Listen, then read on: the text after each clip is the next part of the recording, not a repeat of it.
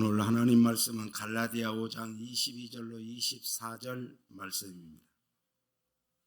같이 한 목소리로 읽겠습니다. 오직 성령의 열매는 사랑과 희락과 화평과 오래 참음과 자비와 양성과 충성과 온유와 절제니 이 같은 것을 금지할 법이 없느니라.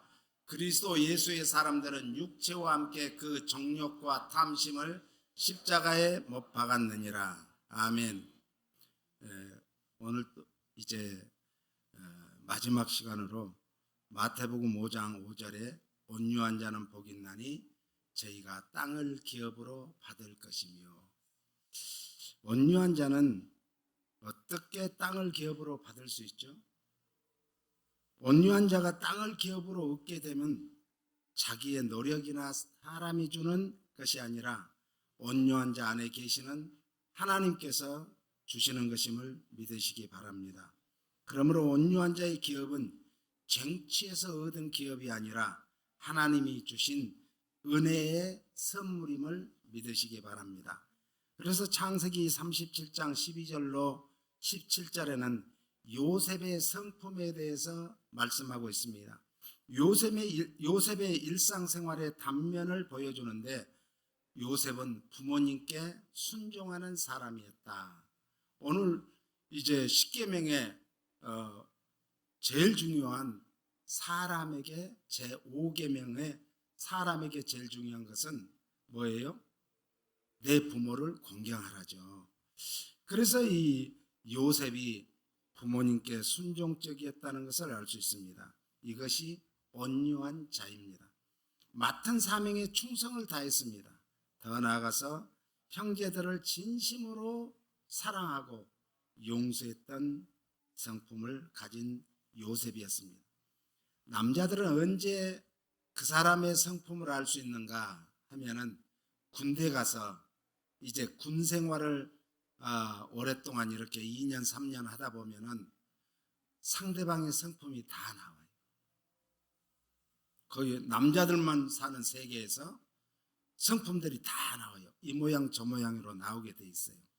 이 군 생활을 그래서 이 장기간 하다 보면은 상대방을 다 읽어주죠. 그래서 전우라고 그러지, 전우.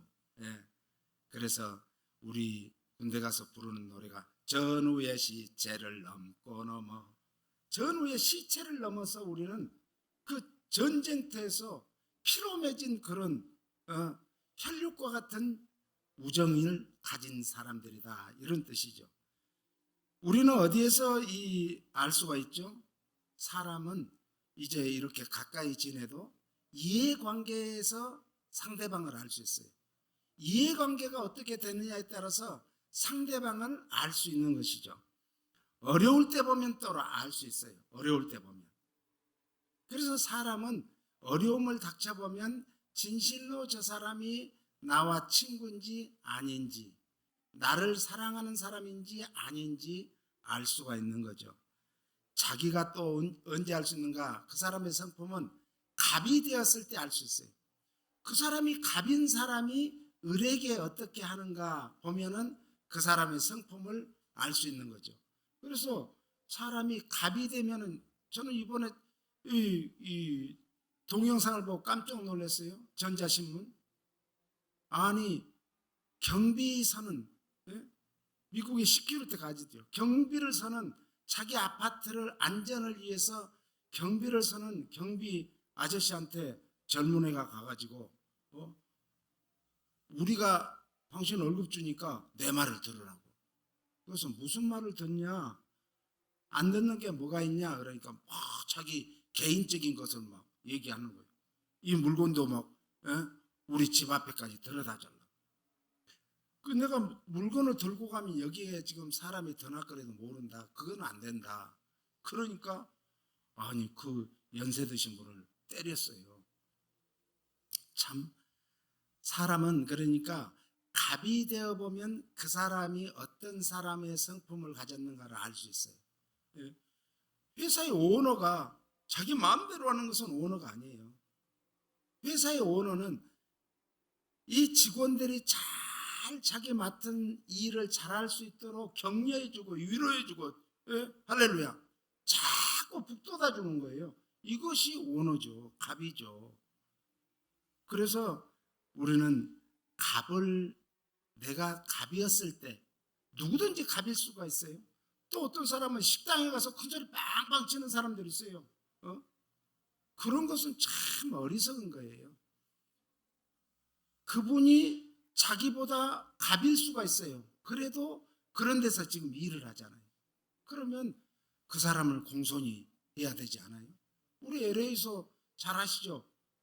가주마켓. 가주마켓 이만성 회장님이 맨 식당을 갔는데 웨이트레스가 서빙을 너무 잘해주니까 그 사람하고 그냥 와이프로 삼아가지고 자기는 죽을 때 다 재산 다 주고 갔잖아요. 내가 갑일 때 상대방한테 어떻게 대하느냐가 그 사람의 성품을 알 수 있습니다. 창세기 37장 18절로 36절에는 악을 도모하는 모의하는 요셉의 형들에게 대한 이야기가 나옵니다. 그런데 요셉의 형들은 디나 사건에서도 나타났지만 요셉 형제들의 간사성, 잔혹성, 그리고 교활함이 얼마나 참혹합니까? 아니, 세겜 사람들이 추장까지 나와가지고 환대를 해주고 여기에서 우리가 같이 살자. 그러니까 얼마나 거기가 좋아요.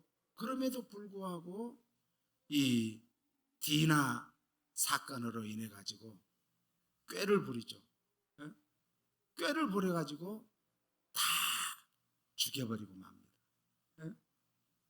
할례를 받아야 우리가 혼례를 할 수 있다. 거짓말로 속인 거죠. 제가 며칠 전부터 이렇게 입이 아파가지고 하나님, 제가 이 입으로 뭔 잘못을 했습니까? 그러면서 계속 기도했어요. 하나님, 제가 거짓말을 했다든지 남을 음해했다든지 나쁜 말을 했다든지 아주 이랬으면은 저를 용서해 주시고 치유해 달라고. 그래가지고 어제만 해도 참 힘들었어요. 그런데 오늘 이렇게 설교할 수 있다는 게 얼마나 감사한지요. 우리는 자기가 어떤 일을 당하면 왜 나에게 이런 일이 당하느냐를 생각하기보다는 하나님, 제가 무슨 잘못을 했죠? 어떤 잘못을 했습니까? 저에게 깨닫는 은혜를 달라고 기도해야 될 줄로 믿습니다. 선의를 악의로 갚았던 이 야곱의 아들들, 그리고 진실을 거짓으로 덮어버리려고 했던 그들, 참 불쌍하죠. 오늘 우리는 다른 사람을 속이거나 다른 사람을 음해하거나 하는 것은 좋지 않는 거예요. 하나님이 안 기뻐해요. 하나님이 제일 싫어하는 것은 다른 사람을 참소하는 걸 싫어해요. 왜? 참소하는 영은 악한 영이거든요. 참소하는 영. 거짓말하는 걸 싫어해요. 거짓의 영은 마귀의 압이거든요. 그런데 우리는 거짓말을 쏠쏠해요. 참소하는 것도 쏠쏠해요. 그런 것은 안 된다는 거죠. 요한 1서 3장 14절로 20절에 보니까 이렇게 말씀하고 있어요. 요한 1서 없어요? 예. 13절에 보니까 너희들이 이상히 여기지를 말라. 세상은 가인의 후예들입니다.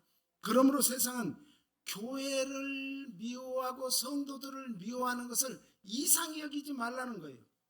왜 그렇죠? 교회가 교회다워지고 의를 행할수록 세상의 핍박은 더한다는 거예요. 그러니까 내가 올곧게 살려고 하면, 세상 말로 하면 나를 바보같이 생각한다. 바보. 그래가지고 나를 어떻게든지 정말 울고 먹으려고 하고 나를 이용하려고 하는 거예요.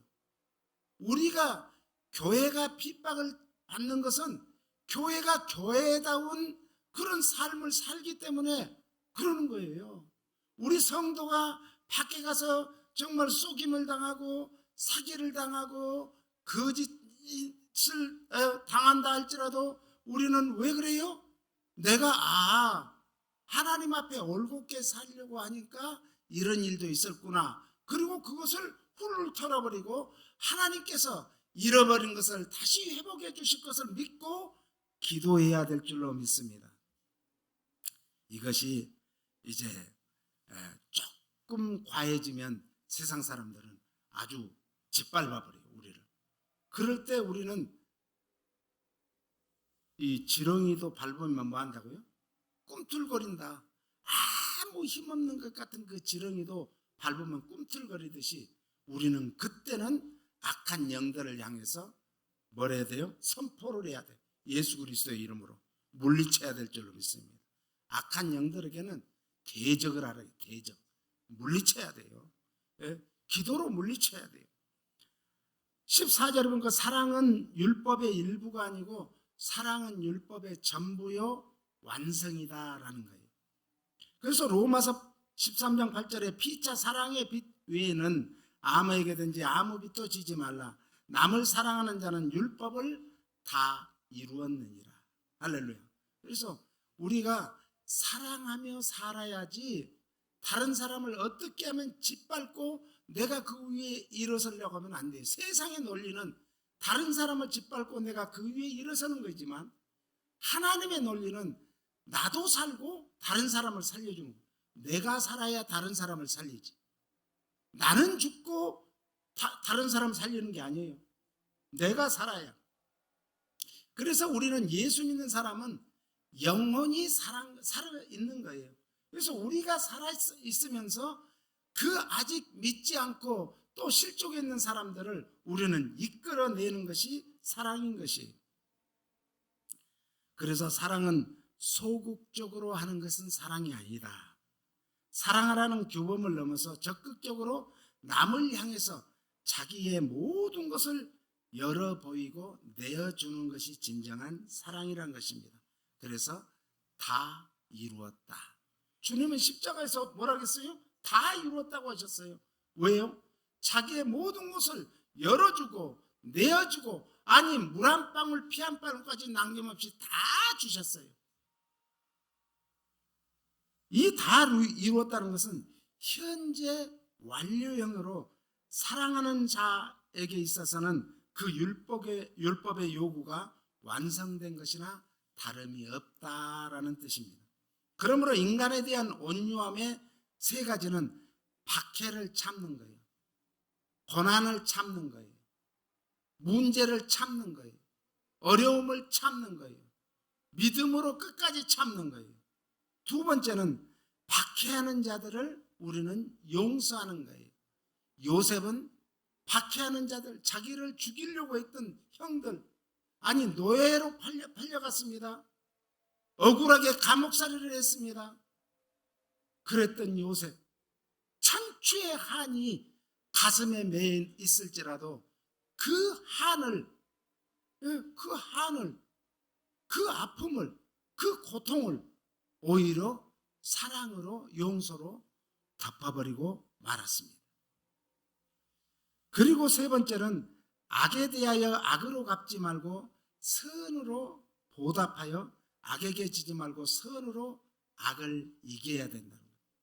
우리는 악을 악으로 갚으려고 하면 하루에도 몇 번씩이고 원수를 갚아야 돼요. 자다가도 벌떡 일어나가지고 칼이라도 가지고 총이라도 가지고 와서 죽여야 돼요. 그렇지만 악에게 지지 말고 선으로 악을 이길 수 있는 힘을 달라고 기도하고 그런 사랑을 달라고 기도하는 것이 진정으로 이기는 것인 줄 믿습니다. 그래서 성도의 온유함이라는 것은 마태복음 5장 우리가 3절 4절 마음이 가난한 자는 복이 있나니 천국이 저희 것이며 애통하는 자는 복이 있나니 저희가 위로를 받을 것이며 이 마음이 가난해서 천국을 소유해야 애통할 수 있고 위로를 받을 수 있고 그런 사람이 온유한 자가 되어서 이 땅에서 어디를 가든지 형통한 복을 받게 될 줄로 믿습니다. 그래서 죄에 대해서는 우리가 철저히 회개하고 하나님 앞에 다 내어놓아야 돼요. 예? 다 내어놓아야 돼요. 이 토끼가 꾀를 부렸어요. 토끼가. 그래서 거북이가 어느 날, 야 토끼야, 우리 바닷속을 구경하러 가지 않을 거냐. 그러니까 맨날 산에서만 뛰어다니다가 들에서만 뛰어다니다가 바다가 궁금해서 그래. 그리고 거북이의 등을 타고 바다를 갔어요. 야 정말 산호초들이 있고 아주 물고기들이 놀고 열대어들이 놀고 얼마나 아름다운지 몰라요. 바닷속 들어가 보면요, 우리가 상상하는 그 이상의 아름다운 물고기들이, 열대어들이 얼마나 많은 줄 몰라요. 그들이 사는 집이 뭔가 산호초예요. 산호초. 그래서 산호초를요, 처음에 조금 이렇게 가지고 나오면 냄새가, 비린내가 지독합니다. 그러니까 집에다 놔두려면 어떻게 해요? 그것을 이 솥에다 넣고 하이타이를 엄청 넣고요, 팔팔 끓여야 돼. 그러면 그것이 하얗게 발색이 돼가지고, 그래서 아름다운 그 산호초를 볼 수 있죠. 그 산호초 사이를 다니는 그 물고기들이 얼마나 아름다운지. 야, 참 아름다워라 주님의 세계는. 그 노래가 절로 나와요. 찬양. 주님이 만들어 놓으시고 뭐라겠어요? 보시기에 좋았더라. 우리를 만드시고는 뭐라겠어요? 심히 좋았더라. 매우 좋았더라. 대단히 좋았더라. 감격을 하셨다는 거예요. 그러니까 이 세상에서 꽃이 아름답다고 하지만 인간보다 더 아름다울 수가 없다는 거예요. 옆 사람을 보면서 당신은 참으로 아름답습니다. 참으로 멋지십니다. 아멘. 우리가 그래요. 그래서 온유함은 성도의 어디에서 나오는가? 겸손함에서 나와요. 온유함은 회개의 슬픔에서 흘러나와야 진정한 온유함입니다. 온유함은 하나님의 길을 묵묵히 따르는 베세메스의 암소와 같이 벗개를 메고 따라가는, 너희는 나를 따라오려거든 자기 십자가를 지고 나를 좇을 것이라. 할렐루야. 마태복음 16장 24절에 말씀하셨어요. 우리가 그렇게 주님을 따르는 것이 묵묵히 따르는 거예요. 그래서 어떤 사람들은 은혜를 받았다고 펄떡 뛰다가 어느 날 보니까는 뭐하고 똑같은가? 에드벌룬 있죠. 에드벌룬을 딱 위에 떼어놓으면 얼마나 멋있어요. 그런데 그게 구멍이 조금 났는지 어느 날 보니까 쭈글쭈글 해가지고 땅으로 떨어져 버려요. 우리는 은혜를 받으면 받을수록 더 묵묵히 주님을 따라가야 될 줄로 믿습니다. 오늘 온유함은 하나님의 뜻에 복종하는 삶을 사는 것이 온유함입니다. 내가 내 마음대로 내 뜻대로 사는 게 아니라 하나님의 뜻을 따라가는 것. 할렐루야. 오늘 하나님의 뜻을 따라가는 것이 뭐예요? 하나님 말씀에 따라가는 거예요. 하나님의 말씀이 육신을 입고 오신 예수님을 따라가는 것이 하나님을 따라가는 거예요. 또 온유함은 우리의 마음과 판단을 하나님께서 예수님의 성품과 은총으로 나타내 계시되어질 수 있도록 맡기는 거예요. 내가 내 마음대로 하는 게 아니라 내 마음도 하나님께 맡기는 거예요. 그래서 하나님께서 저를 통해서 하나님의 계시를 보여주세요. 할렐루야. 우리는 다 하나님의 계시를 보여주는 거예요. 온 우주 만물은 하나님이 무에서 유를 창조하셨는데 그 만물들은 하나님이 참 아름다우신 분이시다라는 것을 보여주는 거예요. 더 나아가서 우리가 하나님의 뜻대로 살려고 몸부림치는 그런 아름다운 모습, 정말 어떤 때는 땀을 흘리고 어떤 때는 눈물을 흘리고 어떤 때는 고통스러워서 쓰러진다 할지라도 하나님께서는 우리의 그 모습을 보는 게 아니라 그렇게 하나님의 뜻을 이루려고 하는 삶을 살려고 하는 그 모습을 보신 거예요. 그렇기 때문에 우리가 쓰러졌다 할지라도 우리를 다시 붙들고 일으켜 세워서, 우리가 다 잃어버렸다 할지라도 다시 모든 것을 회복해 주시는 회복의 하나님인 줄 믿으시기 바랍니다. 우리가 온유하게 되는 것을 방해하는 큰 적들이 있습니다. 다듬어지지 않는 우리의 성품. 내 성품이 다듬어지면은 어떤 사람은 모가 나가지고 뾰족뾰족 나와가지고 아주 강한데 그것이 다듬어져 봐요. 일반 스틸로는 좋은 칼을 만들 수가 없대요. 보금을 될 수가 없대요. 그래서 어떤 철로 만드는가? 가장 강한 철. 그 강한 철이 뭐인가? 오늘 그 자동차 스프링 있죠? 그게 강한 철이래요. 그런 철을 가지고 이 칼을 만들기 위해서는 얼마나 많은 공정이 있겠어요. 힘들겠어요. 그래도 그것을 뜨겁게 했다가 다시 망치로 때렸다가 또 뜨겁게 했다가 또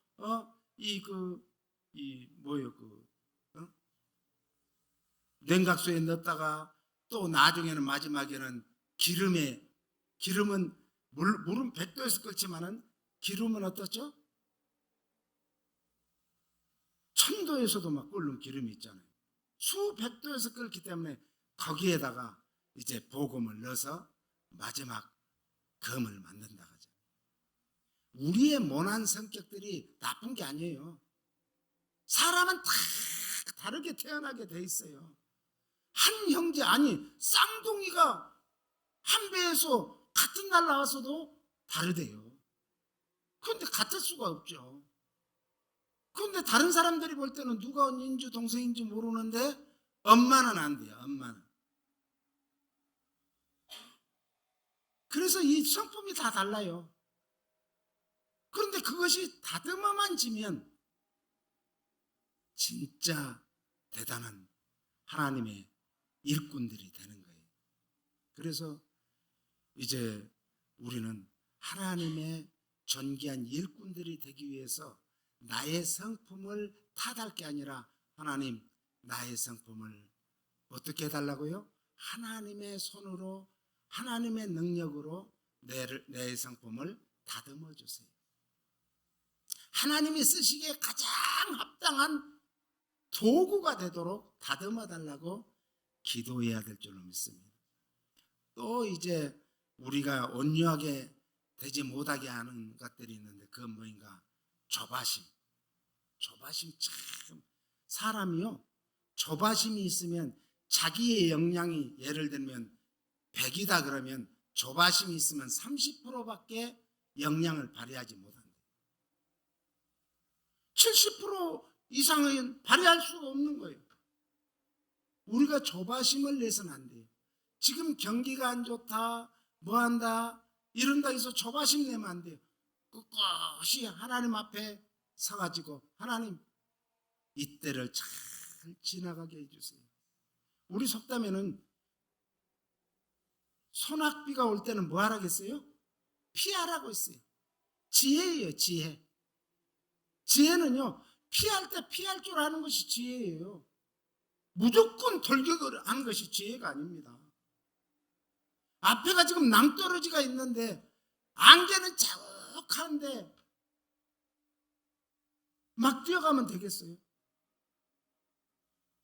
그래서 강아지가, 개가요 사람 살리대요. 막 물고 안 노는 거예요. 이게 왜 그래? 그러고 또 이제 떼면 또 물고 안 노는 거예요. 그래 잡아다니는 거예요. 잡아다니는 거예요. 그랬더니요, 아니 멀쩡하게 의자에 앉아서 책을 보고 있는 그 자기 주인을 막 끌어다녀요. 몇 번이고. 그러니까 아니 따라가 봤어요. 조금 있으니까 위에서 이런 큰 가지가 바로 그 의자로 떨어지는 거예요. 동물적인 감각이라고 그러죠. 그게 중요한 거예요. 우리는 조바심이 날 때는 찬송을 부르세요. 찬송이 제일 좋아요. 조바심 날 때. 조바심이 나고 막 안절부절하잖아요. 조바심 나면. 그때는 찬송을 부르세요. 그러면 어느 사이에도가 자기도 모르는 사이에 마음이 차분해져요. 사람이 자존심을 내세우면은 그건 꺾을 자가 없어요. 그런데 그 자존심이 강할수록 하나님께서 잘 다듬으면 훨씬 더 하나님 앞에 훌륭한 일꾼이 되는 거예요. 자존심 나쁜 게 아니에요. 자존심 없이 그냥 이래도 저래도 하면 안 되잖아요. 자존심이 있어야죠. 그런데 그 자존심을 하나님 앞에 내어놓고 잘 다듬어 달라. 쓸데없이 자존심 내세우면 안 되잖아요. 그건 잘못하면 갑질이 될 수 있어요. 그래서 우리는 자존심보다 더 중요한 것은 하나님 앞에 그 자존심을 내려놓고 이걸 다듬어 달라. 그러면요, 하나님은요, 나의 마음의 폭을 넓혀줘요. 무슨 폭? 마음의 폭을. 그러니까 이런 데서는 저거 아무것도 아닌데 내가 자존심 세워야 뭐해? 나만 웃기는 거지? 이렇게 되는 거죠. 그리고 사람이 감정이 자꾸 기복이 심한 사람들, 감정에 기복이 심한 사람들은요, 선교사로 가면 좋아요. 네, 그렇습니다. 선교사로 가야 돼. 그런 사람들은. 그러니까 하나님이 잘 다듬어서 선교지로 보낸 사람들 보면 우락부락. 그리고 재능들도 많아요. 선교사님들이. 저는 선교사가 될 자격이 없어. 선교사들 가보면은 야, 이분들은 이런 재능이 있고 참 훌륭한 분들이다. 저는 항상 선교지에 가면 배우고 와요. 그런데 보면은 그분들이 존심이 강합니다. 엄청 강해요. 그걸 건들면 안 돼요. 그래서 저는 선교지에 가면 항상 선교사가 하라는 대로 순종해서 하면은 어이구 우리 목사님이 최고네 이래. 자기를 알아주니. 우리가 그래서 자존심이 강한 사람들은 선교사로 나가는 게 좋아요. 감정이 또 기복이 심한 사람들도. 이 감정이 기복이 심하면요, 어떤 때는 그냥 뭐 같냐, 이 그 풍선하고 똑같아. 풍선이 업되면은 그냥 어디든지 날아다닐 것 같아. 그런데 풍선이 작은 바늘구멍 하나에 피 꺼져버려. 그래가지고 볼품이 없게 되죠. 그런데 감정의 기복이 심한 사람들은 예술가들이 좋아요. 예술가들. 네. 음악이라든지 미술이라든지 미켈란젤로 또 우리가 그런 훌륭한 예술가들 있잖아요. 피카소라든지. 이 사람들은 감정의 기복이 엄청 심한 사람들이에요. 네? 그러니까 어떤 때는 탁 떠오르면은 미친 듯이 그냥 그림을 그려요. 미친 듯이. 그리고 뭐 좀 그려달라고 하면은 못 그리는 거예요. 이 작가들도 그래요. 글 쓰는 사람들 다는 아니지만 많은 글 쓰는 사람들을 제가 많이 접해봤잖아요. 이 사람들 성질 더러워요. 더러운 사람 많아요. 그래가지고 글을 못 쓰는 거예요. 글을 못 쓰는 거예요. 우리 친구가 KBS 작가였거든요. 그런데 이 친구가 아주 기복이 심해. 그래서 글을 잘 써요. 그래서 어떤 때, 야, 어떻게 저렇게 나하고 우리 집사람하고 결혼하는 날, 그날, 우리 그 한 동네에서 결혼했어요. 결혼식을 했어요. 거기는 저쪽, 자기 집, 우리는 우리 집에서. 결혼식을 했어요. 그렇게 했던 친구가 어떻게 글을 잘 쓰니? 그러니까 감정이 없을 때 그때 확 써버리면 한 시나리오를 다 쓴대. 그런데 다운되었을 때 방송국에서 이거 써줘 하면은 안 되는 거예요. 안 되는 거. 안 써지는 거예요. 얼마나 힘들겠어요. 아직 안 됐어? 안 됐다. 조금만 기다려. 빨리 해줘야지. 지금 다음 속편을 내지 뭐 이러면은 알았다고. 가을이 되면, 봄이 되면 이렇게 항상 우리나라 방송국에서는 이 개편을 하잖아요. 그걸 해야 되는데. 그래서 이 친구가요, 못 있잖아요. 우리 전원일기. 전원일기도 그 친구가 막 거의 다 썼어요. 전원일기. 그 전원일기에 나왔던 주인공으로 나왔던 그 여자가 그때는 아가씨였는데, 그래서 결혼한 거예요. 그날 우리 결혼식 날. 또 지적인 능력이 많은 사람, 많이 배운 사람들, 지적인 능력이 많은 사람들, 이것은 참 온유하기가 힘들어요. 사람들이 많이 배운 사람들일수록 교만합니다. 거만합니다.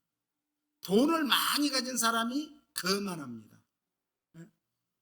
그런데요, 이런 사람들이 온유하기가 힘들어요. 이런 사람들은 성령이 강권적으로 역사해야 깨어지고 바스러지고 녹아지는, 와장창 중창, 우리 이천성 목사님이 와장창 중창 깨어져야 돼.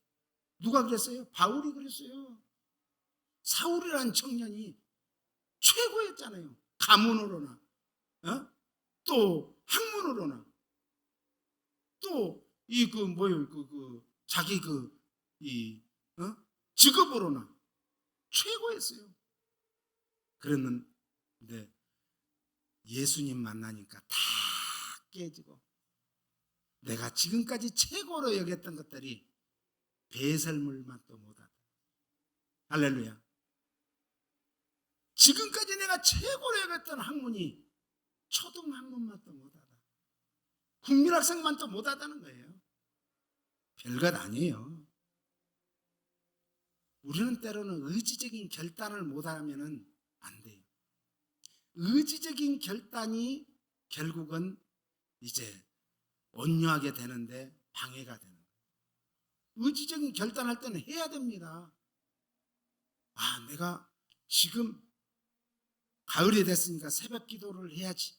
그리고 새벽에 열심히 나오려고 의지적으로 나와야 역사가 일어나는 거예요.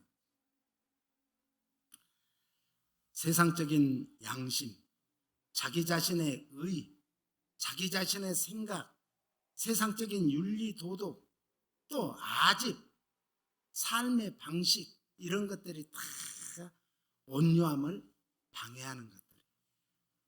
그래서 오늘 우리는 예수 그리스도를 바라봐야 돼요. 온유한 사람은 누구를 바라본다? 예수님 바라보는 사람이에요. 예수님은 세상을 정복하는 노력이나 세상에서 어떤 어마어마한 권자에 앉아보지도 않았습니다. 엄청난 부를 축적하지도 않았습니다. 그러나 지금은 세상을 차지해가고 가장 존귀한 이름 예수. 할렐루야. 예수님이 됐어요. 그래서 땅을 기업으로 차지하는 복은, 구약의 개념은 예수 그리스도 안에서 성취된 하나님 나라, 미래에 있을 종말적인 최종적인 성취를 말해주고 있습니다. 신약은 구약에서 말하는 기업, 히브리어로 나할라라고 하는데, 이것은 하나님 나라로 집약하고 있습니다. 고린도전서 6장 9절 10절을 읽습니다. 같이요. 불의한 자가 하나님의 나라를 유업으로 받지 못할 줄을 알지 못하느냐. 미혹을 받지 말라.